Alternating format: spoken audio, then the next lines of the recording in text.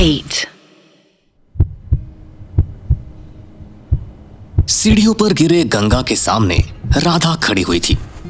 वैसे तो राधा सादा सलवार कमीज पहनी हुई थी, लेकिन उसके चेहरे की मासूमियत और सादगी देखकर गंगा का दिल जोर जोर से धड़क रहा था। लेकिन राधा उसे देखकर बोली, आखिर तुम हो कौन? कभी तुम बिना यूनिफॉर्म के सर्वेंट क्वार्टर में घुस जाते हो। मेंशन के गार्ड से भी तुम्हारी बढ़िया सेटिंग है। आखिर तुम चीज क्या हो यार? उस दिन आपको बताया तो था कि हम इस बड़े से बंगले के मालिक हैं। गंगा की बात सुनकर राधा ने मन ही मन सोचा, ये फेंकूं तो मुझे कुछ साफ साफ बताएगा नहीं। अगर इससे अपना काम निकलवाना है तो मुझे कुछ ना कुछ सोचना पड़ेगा।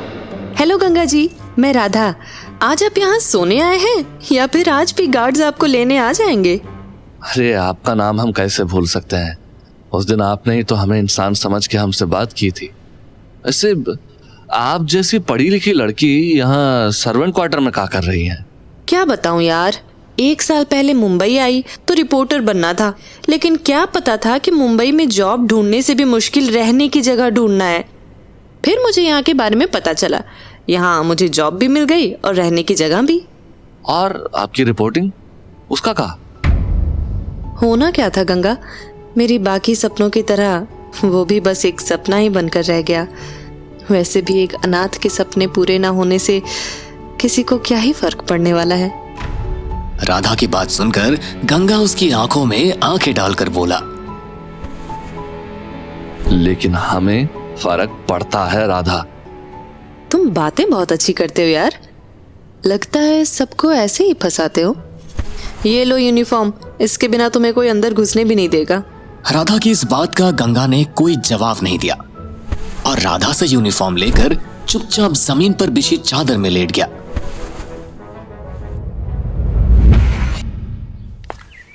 अगली सुबह गंगा जैसे ही डाइनिंग टेबल पर पहुंचा तो उसने देखा कि ब्रेकफास्ट में सबके लिए बस वेजिटेबल सूप रखा हुआ था, जिसको दूर हटाते हुए वो बोला, अरे बाप, भाई को इसे लगता है नौकरों ने गलती से सब्जी का पानी रख दिया है यहाँ। गंगा की ये बात सुनकर चंद्रजीत उसे टोकते हुए बोला, बेटे ये सब्जियों का पानी नहीं बल्कि काव्या का फेवरेट मानचाओ सूप है, और आज नाश्ते में तुम्हें भी इसी से काम चलाना होगा। कल हम सबने तुम्हारी बात मानी थी तो आज तुम्हें हमारी बात माननी होगी। गंगा समझ चुका था कि चंद्रजीत जानबूझकर उसे परेशान कर रहा था, लेकिन जब मिस्टर अग्निहोत्री ने उसे इशारा किया तो गंगा चुपचाप उस सूप को पीने लग गया। सब नाश्ता कर ही रहे थे कि इसी बीच काव्या डाइनिंग टेबल पर आकर बैठ गई। उसके आते ही चंद्रजीत उसको सूप देते हुए बोला, तू बिल्कुल सही वक्त पर आई है काव्या बेटा। देख आज मैंने तेरा फेवरेट मानचाओ सूप और एग्जॉटिक सैलेड खास तैयार करवाया है। लेकिन काव्या चंद्रजीत का सूप और सलाद पीछे हटाते हुए बोली, पापा प्लीज, सुबह सुबह ये वेजिटेबल्स नहीं ले सकती। I feel bloated whole day. लेकिन ऐसा क्यों बेटा, ये तो तुम्हारा फेवरेट है ना। इससे पहले काव्या कुछ बोल पाती, गंगा बीच में बोल पड़ा, अरे चाचा जी, छोटी मना कर रही है तो रहने दीजिए। वैसे भी हर कोई गंगा थोड़ी ना है जो आपकी बिना सर पैर की जिद को मानता रहेगा। तो छोटी, तेरे लिए आलू के पराठे बनवा दूं? यक, इस अनहेल्दी ट्रैश को खाने से अच्छा तो मैं कॉलेज कैंटीन में ऑमलेट या एग वाइट्स खा लूंगी। ये कहकर काव्या वहां से चली गई। उसके वहां से जाते ही गंगा चंद्रजीत से बोला, अरे चाचा, आपने छोटी को बताया नहीं है क्या कि अंडा शाकाहारी नहीं होता है? Excuse me. ये कहकर चंद्रजीत बिना गंगा की बात का जवाब दिए ऑफिस के लिए निकल गया। उसके थोड़ी देर बाद गंगा भी नाश्ता करने के बाद जैसे ही ऑफिस पहुंचा, उसे पता चला कि ऑफिस में उसके बिना ही एक इंपॉर्टेंट मीटिंग शुरू कर दी गई थी। ये पता लगते ही उसने अपने मन ही मन में सोचा, अरे ये लोग हमको का रेस का कच्चा घोड़ा समझते हैं जो हर बार हमें बिन बताए मीटिंग शुरू कर देते हैं। अरे कंपनी के मालिक की कोई इज्जत है कि नहीं? आज तो हम इन लोगों को छोड़ेंगे नहीं। ये सोचते हुए जैसे ही गंगा मीटिंग रूम के अंदर घुसा, उसने देखा कि सामने व्हाइट बोर्ड पर एक सुंदर लड़की की पिक्चर प्रोजेक्ट हो रही थी और वो ये सोचने लग गया कि जब हम यहाँ होते हैं तो हमेशा काम की बातें करते हैं ये लोग। और हमारे बिना यहाँ इस छोटे कपड़े पहनी सुंदर लड़की को घूर रहे हैं। ये चीज गंगा को बिल्कुल भी पसंद नहीं आई। वो चिल्लाते हुए उनसे बोला, वाह, यहाँ पर मीटिंग के नाम पर सुंदर लड़कियों को ताड़ा जा रहा है और ऊपर से हमें बुलाया भी नहीं। ये सुनते ही टेबल पर बैठा हुआ सौरभ अपना मुंह बनाकर बोला, गंगा तो बिल्कुल बैल बुद्धि है क्या? ये हमारी कंपनी के आगे आने वाले कैंपेन की मॉडल है, समझा? अरे सौरभ सर, इसे हिंदी में बताओ कैंपेन का मतलब, इसे कहाँ ही पता होगा। अरे नहीं पता तो भाड़ में जाए। सुन गंगा, यहाँ पर टेंशन का माहौल है, तू बस निकल यहाँ से। एक तो इस लड़की के नखरे खत्म नहीं हो रहे, ऊपर से ये भी आ गया दिमाग का दही बनाने। गंगा ने अपनी आंखों को छोटी करते हुए सौरभ की तरफ देखा और थोड़ा कंफ्यूज होते हुए पूछा, इतनी सुंदर कन्या तो है ये, अब क्या टेंशन है तुम लोगों को? बेवकूफ, प्रॉब्लम हमारे साथ नहीं बल्कि इस मॉडल के मैनेजर के साथ है। मखीजा प्रोडक्शंस पिछले 5 साल से आयशा को अपनी एक्सक्लूसिव मॉडल बनाकर बैठी है। ऊपर से हमारी मार्केटिंग टीम ने इस मॉडल को हमारी टारगेटेड ऑडियंस के बीच काफी पॉपुलर पाया है। अगर ये मॉडल फाइनल नहीं हुई तो एक नई परफेक्ट मॉडल को ढूंढने में हमारी मार्केटिंग टीम को महीनों लग सकते हैं, जो कि हम बिल्कुल अफोर्ड नहीं कर सकते। अरे तो थोड़ा मोटा पैसा दे दो, कौनो बड़ी बात है का?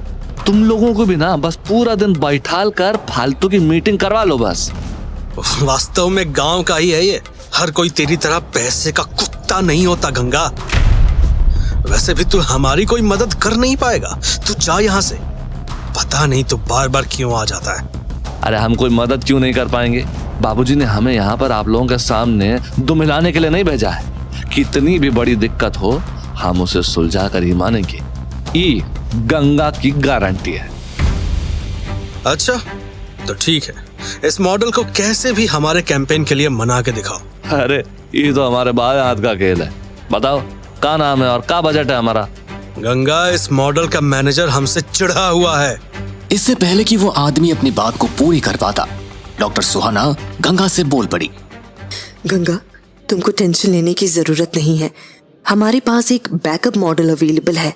गंगा को नीचा दिखाने के लिए सौरभ डॉक्टर सुहाना से बोला, डॉक्टर सुहाना, आप गंगा को अंडर एस्टिमेट मत करो। गंगा ने कह दिया ना, वो करेगा तो करेगा। अब तो हम इन मैडम को अपनी कंपनी के लिए ला कर ही मानेंगे। गंगा अपने सामने बैठे आदमी की शैतानी मुस्कुराहट देख रहा था और उसे कुछ ठीक नहीं लग रहा था, लेकिन फिर भी अपने आप पर आत्मविश्वास करते हुए गंगा बोला, हाँ, अब तुम सब लोग देखोगे हमारा यानी गंगा का कमाल। बढ़िया गंगा, तो इस मॉडल का नाम आयशा है और इसका मैनेजर है मखीजा। जाओ जाओ, इसे हमारे नए प्रोडक्ट के कैंपेन के लिए कन्विंस करके दिखाओ। गंगा, सौरभ की बातों में मत आओ। आयशा के मैनेजर ने पिछले 5 सालों से अपने प्रोडक्शन के अलावा कहीं काम नहीं करने दिया है और ना ही वो करने देगा। लेकिन गंगा ने सुहाना की इस बात को पूरी तरह अनसुना कर दिया और सौरभ के घमंड को तोड़ने के लिए उसकी आंखों में आंखें डालते हुए बोला, ठीक है, हम ना सिर्फ आयशा जी को इस कैंपेन में शूट करने के लिए मना लेंगे, बल्कि उन्हें एक ऐसा बजट में लाएंगे जिससे कंपनी का फायदा भी होगा। ठीक है, देखते हैं गंगा, बस ध्यान रखना कहीं तुम्हें। अपने नए चैलेंज को कंप्लीट करने के लिए गंगा तुरंत ऑफिस से निकल गया। वहीं ऑफिस में बैठा हुआ सौरभ खुद में ही मुस्कुराते हुए बोला, गंगा यार, तुम सच में बहुत बड़े बेवकूफ हो। आखिर आयशा कैसे इस कैंपेन के लिए मान सकती है जब वो पहले से ही एक शूट कर रही है और जब उसका मैनेजर हमसे पहले ही चिढ़कर बैठा हुआ है। अरे हम भी देखते हैं ऐसे कौन सी मोहतरमा है जो अग्निहोत्री कंपनी को मना करती है। गंगा के ऑफिस से निकलते ही सौरभ ने आयशा के मैनेजर मखीजा को फोन लगा दिया। मखीजा साहब, आपकी चिड़िया आयशा को उड़ाने हमारे ऑफिस से गंगा नाम का एक कौवा आ रहा है। अगर रोक सकते हो तो रोक लो। I think you are day dreaming mister Saurabh. पिछले 5 साल से बड़े बड़े प्रोडक्शन हाउसेस आयशा के लिए ट्राई कर रहे हैं, लेकिन मखीजा की परमिशन के बिना खुद मखीजा भी अपने मॉडल के साथ काम नहीं कर सकता। फोन काटने के बाद सौरभ मन ही मन खुश होते हुए बोला, अब मैं भी देखता हूँ कि आयशा को कैसे साइन करता है ये चौथी फेल। वैसे भी मैंने उस आयशा को अपने जाल में ऐसा फंसाया हुआ है जिससे वो चाह कर भी नहीं निकल सकती। सौरभ की वार्निंग को सुनते ही मखीजा के कान खड़े हो गए और वो सीधे आयशा को वार्न करने उसके घर की तरफ निकल पड़ा। मैं भी देखता हूँ किसमें इतनी हिम्मत हो गई जो मखीजा की मॉडल को उसकी इजाजत के बगैर ले जा सके।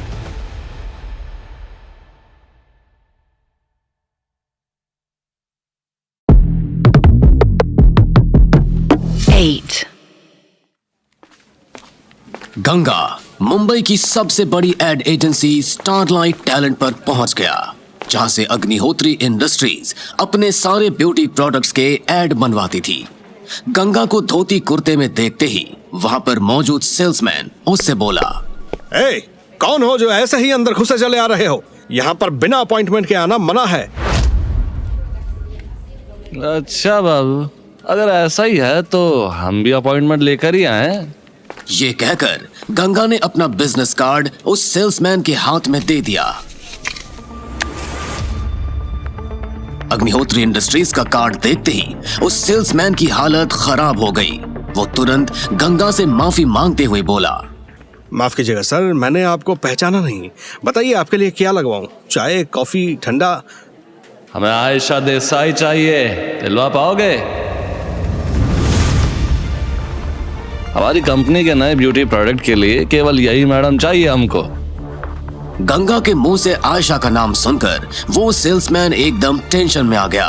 वो अपना पसीना पोंछते हुए गंगा से बोला, सॉरी सर, हम उनसे डील नहीं करवा सकते क्योंकि मिस आयशा तो मखीजा प्रोडक्शन से जुड़ी हुई हैं, जो कि आयशा मैडम के राइट्स किसी को नहीं देते हैं। उस सेल्समैन की बात सुनकर गंगा अच्छी तरह समझ गया कि सीधे तरीके से वहां पर उसका कोई काम नहीं होने वाला था। इसलिए वो अपनी उंगली टेढ़ी करते हुए उस सेल्समैन से बोला, हाँ तो फिर ठीक है, हम अपनी कंपनी के बाकी प्रोडक्ट का इस साल का कॉन्ट्रैक्ट किसी दूसरी एजेंसी को दे देते हैं। फालतू में ऐसी एजेंसी को पैसे क्यों दे जो हमारी पसंद की मॉडल तक का इंतजाम नहीं करा सकती है। गंगा की ये धमकी सुनकर वो बेचारा सेल्समैन बहुत बुरी तरह से डर गया। लेकिन गंगा का काम अभी तक नहीं हुआ था, इसीलिए वो उसको दोबारा धमकाते हुए बोला, क्या नाम लिखा तुम्हारा? अभिषेक। तो अभिषेक, हम तुम्हारे बॉस से कह देंगे कि अभिषेक ने हमारा काम नहीं किया, इसलिए हमें मजबूरी में दूसरी एजेंसी को अपना काम देना पड़ेगा। तुम्हारी ये तारीफ सुनकर तुम्हारे बॉस तुमसे बहुत खुश होंगे। गंगा की बात सुनकर वो सेल्समैन एकदम टेंशन में आ गया और गंगा को रोकते हुए बोला, ऐसा मत कीजिए सर, मेरी नौकरी चली जाएगी सर। मेरा यकीन मानिए सर, अगर हमारी एजेंसी आपको मिस आयशा नहीं दिलवा पा रही तो मुंबई की कोई भी एजेंसी आपको आयशा प्रोवाइड नहीं कर पाएगी। लेकिन हमने भी सोच लिया है कि हमारी कंपनी के लिए आयशा जी ही चाहिए। हमें बस ये बताओ तुम उन्हें ला पाओगे या नहीं। ये कहकर गंगा वहां से जाने की एक्टिंग करने लगा। गंगा को जाते देख वो सेल्समैन गंगा के पैरों में गिरते हुए बोला, रुकिए सर, अगर आपको आपकी कंपनी के लिए आयशा देसाई ही चाहिए तो बस एक तरीका है। अरे तो इतनी देर से किस बात का इंतजार कर रहे थे भाई? अरे बताओ हमें वो तरीका, क्योंकि अपनी कंपनी के लिए हम किसी भी हद तक जाने को तैयार हैं। वैसे तो हमें ये अलाउड नहीं है, फिर भी एक लास्ट ट्राई करने के लिए मैं आपको आयशा मैडम का पर्सनल एड्रेस दे सकता हूँ। लेकिन सर, इस बात को एक सीक्रेट ही रखिएगा, वरना मेरी नौकरी और मार्केट में इज्जत दोनों चली जाएगी। हाँ, ये हुई ना बात। अब देखते हैं ये आयशा मैडम गंगा को कैसे मना करती है। ये कहकर गंगा वहां से खुशी खुशी निकल गया। वहीं दूसरी तरफ अग्निहोत्री टावर के बड़े से कॉन्फ्रेंस रूम में चंद्रजीत और सौरभ शराब पीते हुए गंगा के बारे में बात कर रहे थे। चंद्रजीत सर, ये गंगा तो हमारे गले की हड्डी बनता जा रहा है, ना हम इसे निगल पा रहे हैं और ना ही उगल पा रहे हैं। हाँ सौरभ, इसके खिलाफ की गई हमारी सभी प्लान्स अभी तक फेल ही साबित हुई है। इसका कुछ ना कुछ तो करना पड़ेगा चंद्रजीत सर, वरना आपका कंपनी टेक ओवर करने के साथ साथ मेरा सीईओ बनने का सपना हमेशा हमेशा के लिए अधूरा रह जाएगा। हमें इतिहास दोहराना होगा सौरभ। जिस तरह सालों पहले हम दोनों ने मिलकर चौटाला को फ्रॉड के केस में फंसाया था, उसी तरह इस गंगा को किसी झूठे केस में फंसाकर इसको अग्निहोत्री इंडस्ट्रीज से हमेशा हमेशा के लिए दूर करना होगा। लेकिन सर, अब टेक्नोलॉजी एडवांस हो गई है। खुद फ्रॉड करके किसी दूसरे को फंसाना पिछली बार से 100 गुना ज्यादा रिस्की हो चुका है। सौरभ, टेक्नोलॉजी भले ही आगे बढ़ गई हो, लेकिन ये देहाती गंगा की बुद्धि अभी भी वहीं की वहीं है। और अगर तुम्हें आगे जाकर कंपनी का सीईओ बनना है तो इतना रिस्क तो लेना पड़ेगा। चंद्रजीत और सौरभ आपस में अपनी शैतानी प्लानिंग कर ही रहे थे, तभी अचानक एक काला कोट पहना हुआ गार्ड उसकी तरफ भागता हुआ आया।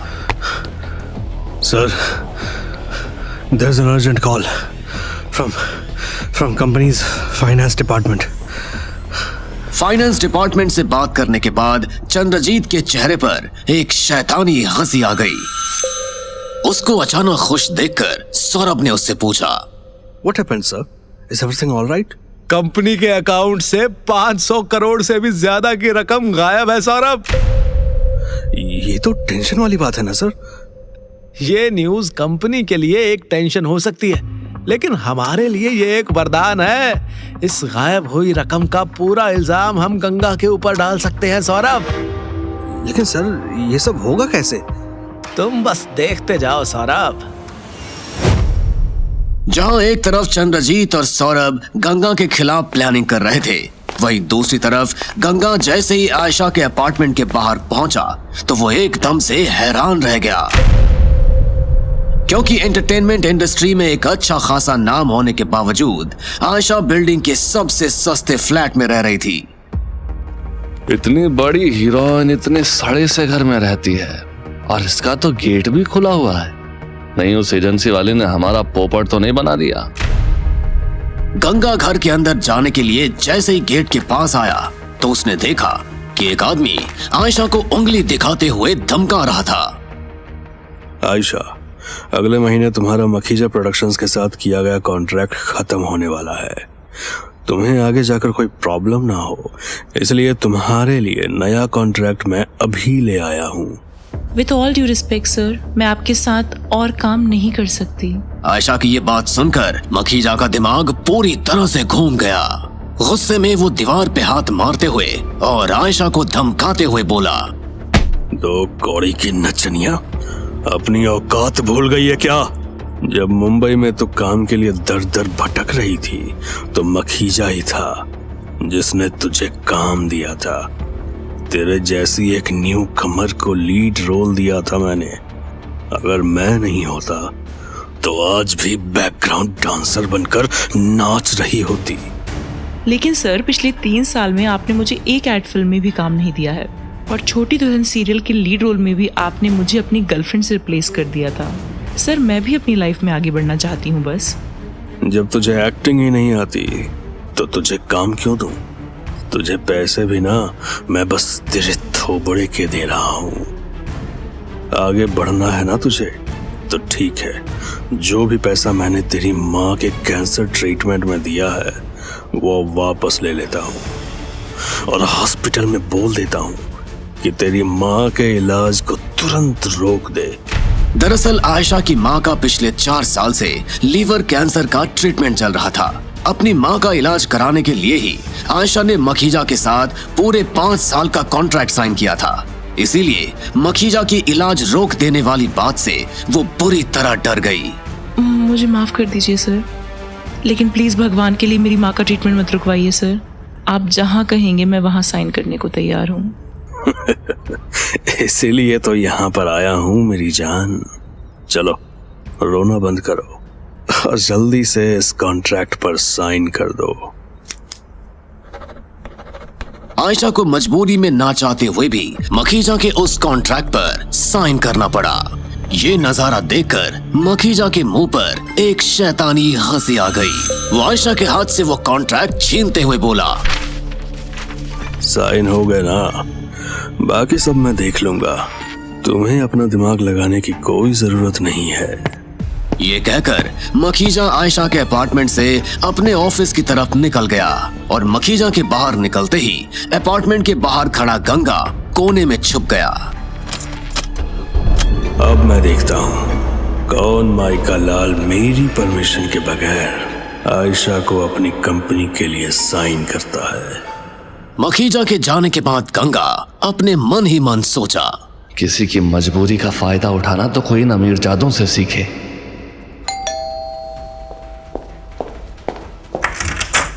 जी आप कौन? क्या मैं आपको जानती हूँ? जी माई सेल्फ गंगा, आपका सबसे बड़ा फैन। क्या हम अंदर आ सकते हैं?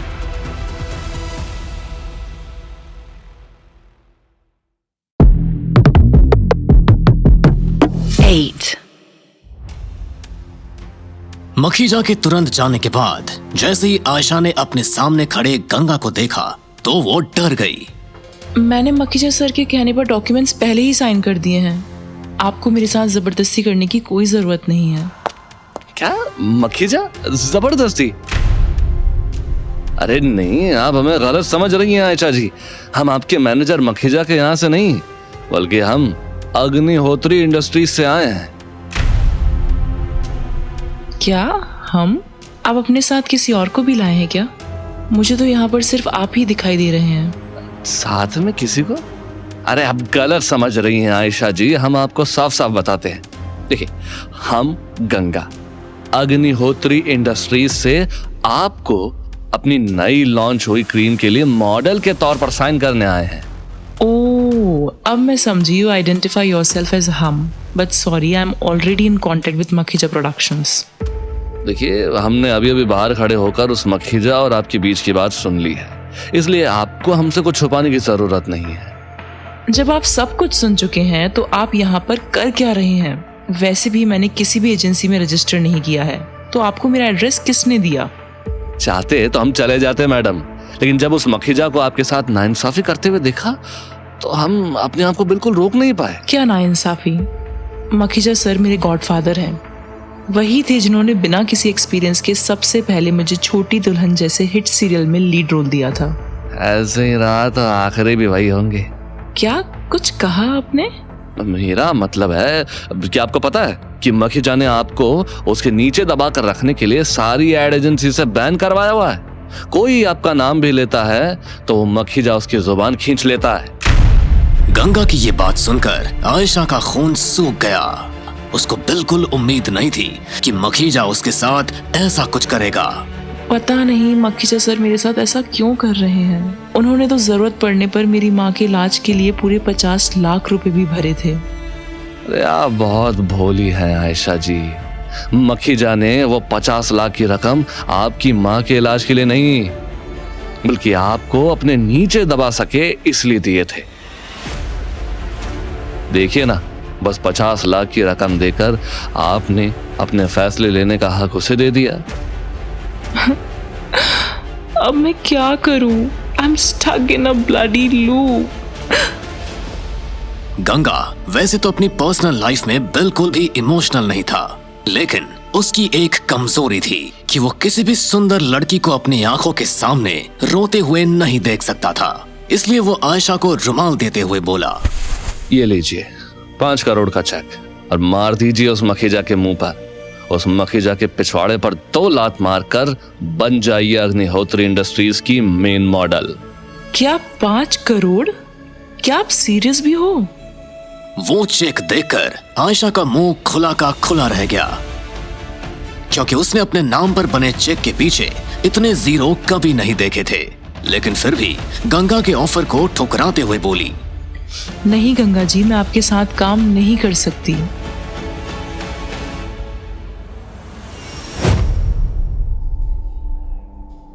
एक तरफ गंगा अग्निहोत्री इंडस्ट्रीज में अपने आप को साबित करने के लिए जी जान से लगा हुआ था, वहीं पर चंद्रजीत की बेटी काव्या की उसके कॉलेज टीचर से असाइनमेंट में फेल होने की वजह से डांट पड़ रही थी।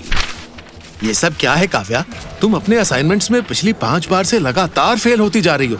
अगर ऐसे ही चलता रहा तो मुझे मजबूरन तुम्हें एग्जाम में बैठने से पहले ही रस्टिकेट करना पड़ेगा। सॉरी सर, लेकिन आगे से ऐसा बिल्कुल नहीं होगा। I am done with you Kavya. हर बार का तुम्हारा यही सेम ड्रामा है, लेकिन इस बार ऐसा बिल्कुल नहीं चलेगा। तुम्हें अपने घर के किसी बड़े के साइन करा कर लाने होंगे जो तुम्हारी गारंटी ले सके। ये कहकर कॉलेज के इकोनॉमिक्स टीचर अनुपम वहां से गुस्से में जाने लगे, लेकिन काव्या उन्हें रोकते हुए बोली, sorry sir, please give me one more chance please. My decision is final, don't follow me please. ये कहकर अनुपम वहां से चला गया, लेकिन काव्या को वहां पर खड़ा देखकर उसकी क्लास के कुछ मनचले लड़के उसका मजाक उड़ाते हुए बोले, देखो ना भाई, जिसके चेहरे पर हमने पूरे साल गुस्से के अलावा कुछ नहीं देखा, वो रोते हुए कितनी क्यूट लग रही है ना। अरे मजाक मत उड़ाओ बेचारी का, ये तो दुनिया की पहली लड़की होने वाली है जिसको खुद के बाप के कॉलेज से धक्के मार कर बाहर निकाला जाएगा। काव्या कॉलेज में कोई सीधी साधी या कोई बेचारी लड़की नहीं थी, बल्कि वो तो किसी से सीधे मुंह बात ही नहीं करती थी। और आज भी वो उन दोनों मनचले लड़कों को जवाब देने ही वाली थी कि तभी उसके पेट में अचानक हलचल होने लगी। उसके चेहरे पर पसीना आने लगा। मुझे आखिर 2-3 दिन से क्या हो रहा है? काव्या ने इतना कहा ही था कि तभी अचानक उसे खड़े खड़े ही वॉमिटिंग हो गई। वॉमिटिंग करने के बाद काव्या एकदम से टेंशन में। ये वॉमिटिंग, और पिछले महीने से मुझे पीरियड्स भी नहीं आए हैं। कहीं मैं प्रेग्नेंट तो नहीं हो गई? अगर पापा को इस बारे में पता चला तो वो मेरी जान ले लेंगे, या फिर उससे भी बुरा, कहीं वो मेरी शादी ही ना करवा दी। टेंशन में यही सोचते हुए काव्या कॉलेज में अपनी सीट पर जाकर बैठ गई।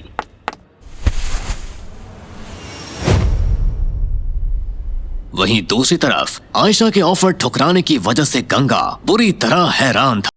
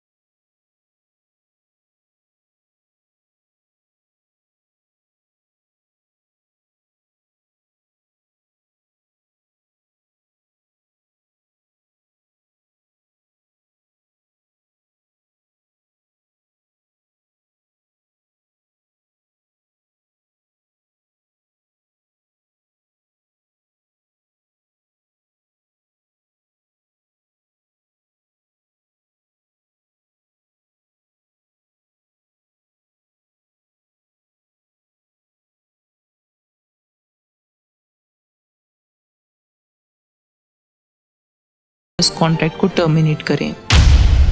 और अगर हमने मखीजा के साइन के बिना ही आपको अपनी कंपनी में शामिल कर लिया तो? तब मखीजा सर आपको और मुझे जेल भी करा सकते हैं गंगा जी। क्या जेल? तब तो हम किसी भी तरह उस मखीजा से साइन करवा कर ही रहेंगे। आप अपनी दूसरी पारी की तैयारी शुरू कर दीजिए आयशा जी। अब आप अग्निहोत्री इंडस्ट्रीज की जिम्मेदारी हैं। गंगा के अंदर के कॉन्फिडेंस को देखकर अपने टाइम की मशहूर एक्ट्रेस आयशा ने भी गंगा की हाँ में हाँ मिला दी और बिना ज्यादा सोचे अग्निहोत्री इंडस्ट्रीज के कॉन्ट्रैक्ट पर साइन कर दिया। आयशा को फाइनल करने के बाद गंगा अपने अंदाज में वहां से निकल गया।